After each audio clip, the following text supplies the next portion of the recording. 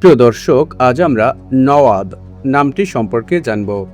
এই নামটি ইসলামিক নাম কিনা, এই নামটি রাখা যাবে কিনা, এর অর্থ কি বা এটি কোন ভাষার শব্দ, সেসব সম্পর্কে বিস্তারিত জানব। তো আসসালামু আলাইকুম দর্শক, আপনারা দেখছেন আব্দুল্লাহ ভিডিও।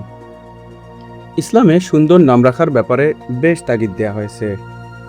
মুসলিম শরীফের এক হাদিসে এসেছে, প্রত্যেক মানুষের উপর তার নামের প্রভাব পড়ে। এছাড়াও আরেকটি হাদিসে পাওয়া যায়, নিশ্চয়ই কিয়ামতের দিন তোমাদেরকে ডাকা হবে তোমাদের নাম ও পিতার নাম ধরে, তাই তোমাদের নামগুলো সুন্দর করে রাখো। তাই আমাদের উচিত সুন্দর অর্থবহ ইসলামিক নাম রাখা। তবে যে সকল নাম বিধর্মীদের নামের সাথে মিলে যায়, সেরকম নাম না রাখাই উত্তম। যদি প্রশ্ন করেন নওয়াব নামটি কি ইসলামিক নাম, হ্যাঁ, এই নামটি একটি ইসলামিক নাম। এই নামটি সাধারণত আরবি ভাষার শব্দ কিংবা আরবি ভাষা থেকে এসেছে। এই নামটি মুসলিম ছেলে শিশুদের নাম হিসেবে রাখা হয়ে থাকে।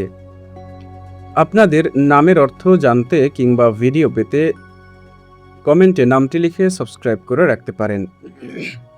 নওয়াব নামের আরবি অর্থ হচ্ছে শাসক কিংবা অভিজাত।